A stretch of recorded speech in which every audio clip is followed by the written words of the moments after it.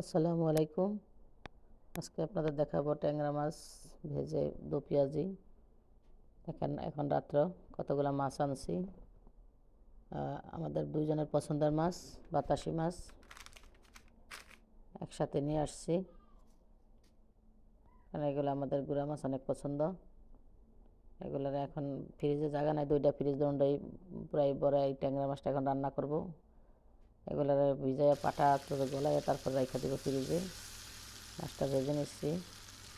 এই রান্নাটা আমার রাত্রের, আর এখন আমাদের ইতালিতে সকাল 10টা বাজে। রান্না করতে দিয়েছি পেঁয়াজ, দিলাম একটু হলুদ মরিচ। কিছু আমার মুখে ভাষা নাই, কি বলবো, মনটা অনেক খারাপ। সকালে দেশের থেকে ফোন আসছে, মা অনেক অসুস্থ। আমার শাশুড়ি কয়েকদিন ধরে অসুস্থ, একটু দুদিন ধরে আবার ভালো, কালকে ফোন দিছি ভালো, কিন্তু আজকে আবার সকালবেলা দেশের থেকে ফোন আসছে যেন আমার মা অনেক অসুস্থ।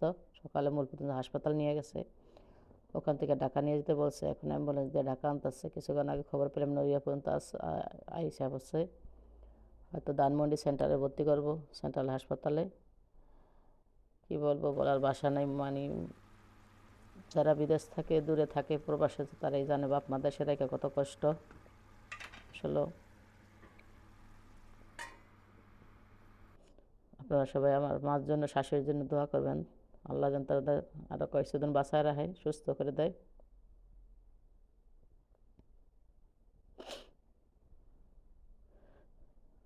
এই জন্য আজকে ভিডিওতে আসা।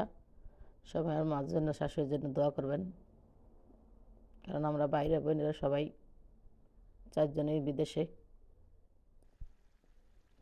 দুইজন আছে দেশে। আমার মার মুখখান দেখতে পারি, শাশুড়ি যেন দেখতে পারি। আল্লাহ হায়াতে তো এবার দান করে দোয়া করবেন। এই আমার মাছগুলো শত কষ্টের মাঝে খাইতে হয়, রান্না করতে হয়, কারণ তো এখানে প্রবাস জীব কী করবো, কষ্ট থাকলে তো রান্না করতে হইব, খাইতে হইব, বাচ্চাদের খাওয়াইতে হইব। ডাল রান্না করলাম, করলা ভাজি করলাম। ভিডিওটা রাত্রের, কিন্তু এখন সকালে আপনাদের সাথে শেয়ার করলাম। তো ভালো থাকেন আজকের মতো। যে যেখান থেকে দেখছেন সবার কাছে অনুরোধ, সবাই আমার মার জন্য, শাশুড়ির জন্য দোয়া করবেন। আল্লাহ হাফেজ।